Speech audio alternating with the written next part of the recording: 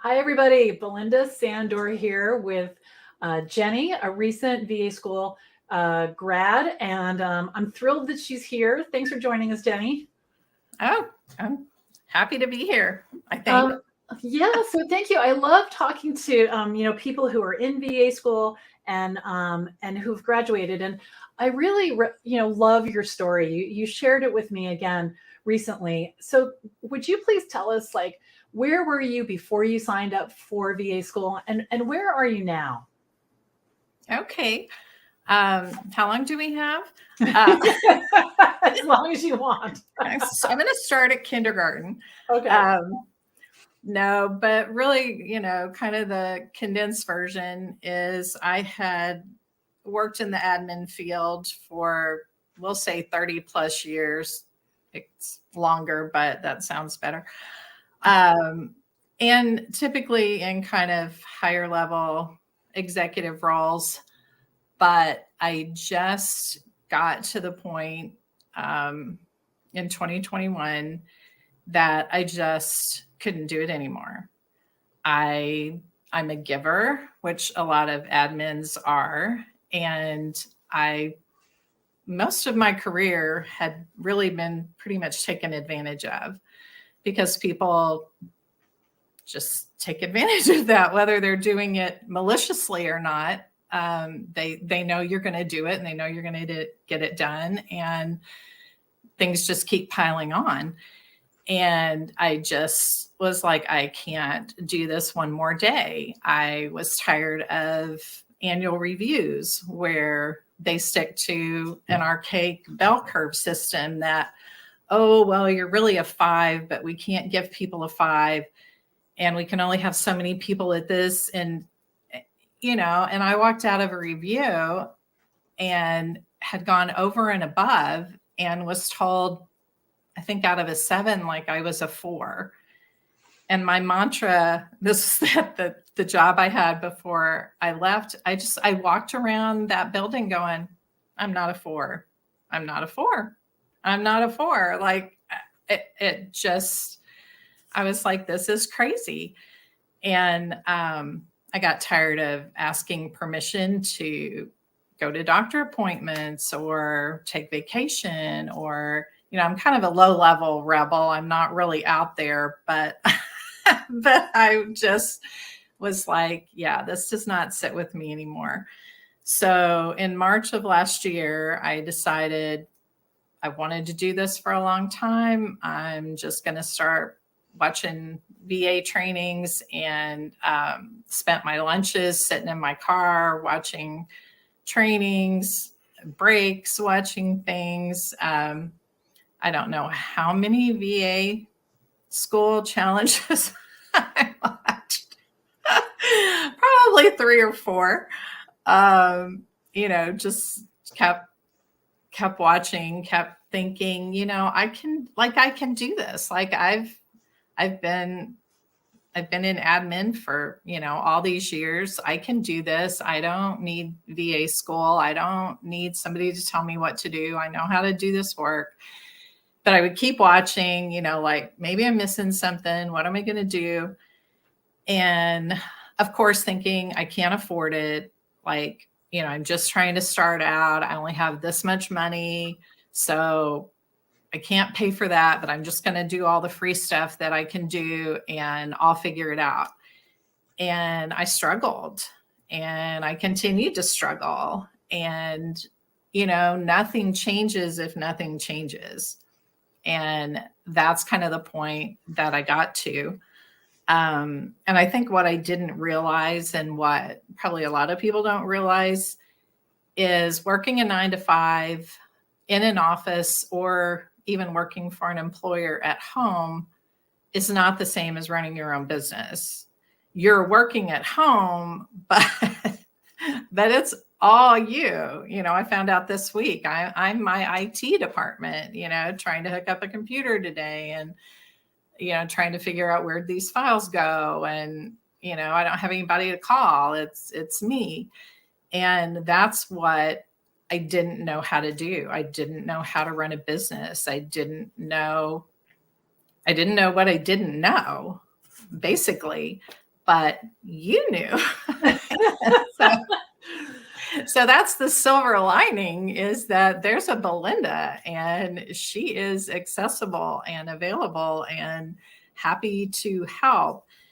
And so finally, after a year, because it was April of this year, after starting March a year ago, I finally, at pretty close to the last minute, not super all the way to the last minute, but probably a couple hours, I said, all right, I don't know. I don't know. Maybe this is dumb. Maybe this is, spending money I shouldn't, but I signed up, and it was the money I should have spent a year ago, because the amount of money that I've lost over the last year floundering around and trying to find my own way would have more than paid, time and money.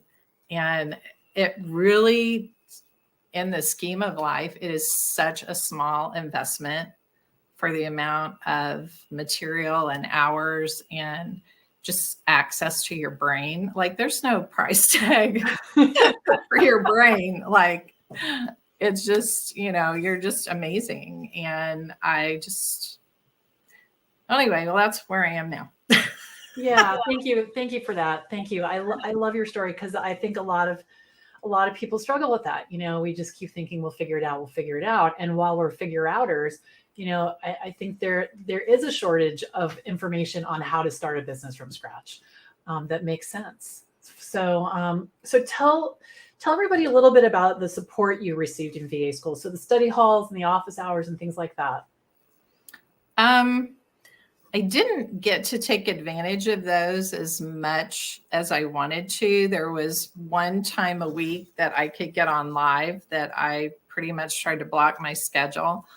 It was kind of hard for me, for whatever reason, to go back and try to watch the ones that I missed.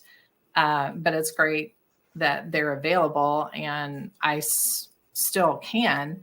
But the live sessions are really super helpful for me. And so submitting your questions ahead of time, if you know them, and even if you don't know them, there's usually time to throw something out there.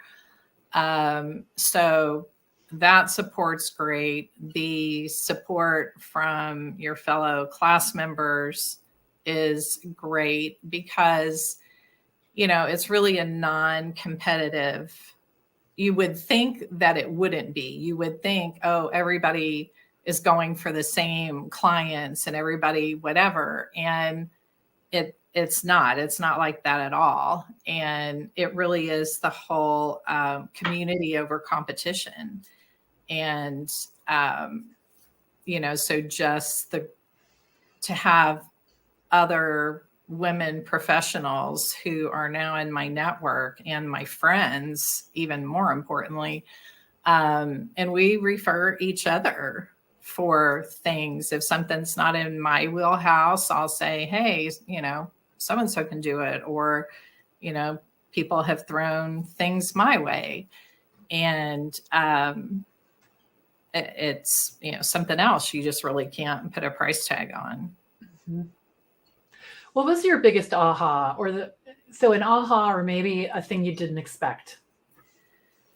I think for me, it was coming from an overthinking mindset to flip it to having things step by step, and having it broken down, and doing it one thing at a time, instead of, in my mind, I have to know it all before I start. I have to have this whole thing, really have it figured out before I even start, is where my brain, like, well, you can't start, you don't have it figured out. And literally, I think it goes all the way back to, at least I know, kindergarten, because my mom told me that I said I couldn't start kindergarten because I didn't know how to spell. And she was like, well, that's why you're going.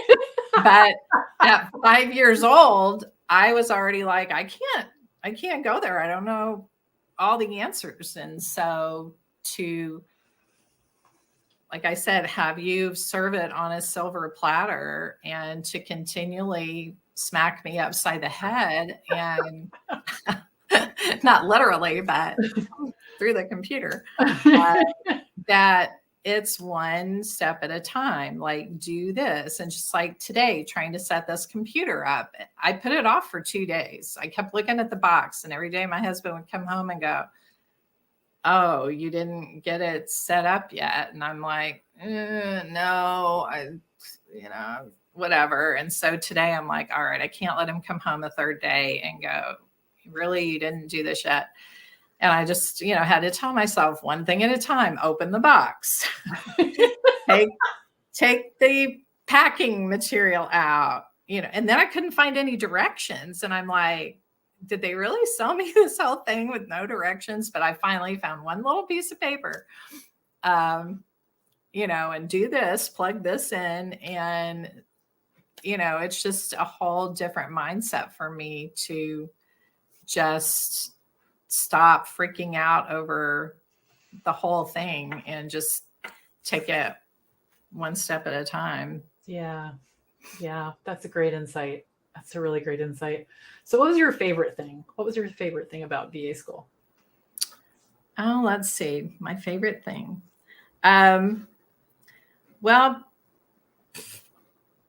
besides the friends and just the knowledge and being able to put the pieces in place to actually know how to do my business, I just say how it's helped me move me along a lot further in my career, and just getting me to the point where it's allowing me to have the time freedom that I want and desire.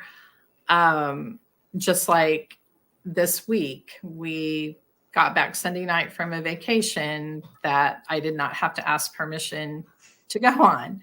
And Monday morning, I had a hair appointment that I could just get in my car and go to. And then Monday night, my granddaughter texted and said, "I'm in a choir program tomorrow for a Veterans Day program, and I have a solo. Can you please come and see me?" And it was after 5. Well, if I had the old job, I would have had to go into work the next morning, hat in hand, track down my boss and go, "Oh, can I leave at 10 o'clock to go see my granddaughter?" Or, "Can I take personal time?" Or, "Do I have to pretend to be sick so I, can leave at 10 o'clock? Can I take an early lunch?" It's like, I did not have to go through all of that. I just got to go see her, and I got to respond right then and go, "Absolutely. Mimi will be there to see you," and videotape it. And well, we don't videotape anymore, but that's how old Mimi is. But it was just, it was just amazing. Oh, and then Tuesday, I worked at the polls for 4 hours to support the person that I wanted to be the next sheriff here. I just, all the things that I did this week that either wouldn't have been possible or would have been hugely, just a pain to try to work out. It wasn't a problem. And, even I don't even mind working on Saturday mornings if I need to, because my husband's dorking around in the garage and building birdhouses and, doing stuff. And I'm sitting in here trying to stay warm. Like, I don't even mind the times that I work because I'm doing work that I love. And so it's not a pain, or if I have to come home from something and hop on, like it's on my terms now. And that's just my favorite thing, that I'm maybe not the best boss in the world I'm probably a little too lenient on myself, but I like myself more than a lot of bosses. When you were talking about the whole 10 o'clock thing, I actually got chills because I remember that, it's like really being in a dilemma. Like, do I call in sick? And that always felt so bad to me, but sometimes it was the only option, And so it's like to go see your granddaughter have a solo, it's like sometimes it comes down to lying, and that never feels good, but it's the system that's in place that's so constraining. And I I left corporate right after Emily was born. I got laid off, but I remember it was sort of this like walk of shame, when somebody's kid got sick and they'd come into a meeting and they even if the boss was really great, he's still like, how long can you bring your laptop? There's not that ability to just go home and take care of, this person that you love, and usually it's a little person, so that is huge. That is huge. I'm glad you talked about that. Yeah.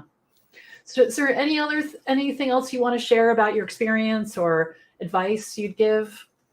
Well, I wrote, well, besides chickens, I mean, we have chickens in common. We have chickens in common. We have a lot in common. I wish we lived closer together because I know we would definitely be hanging out all the time.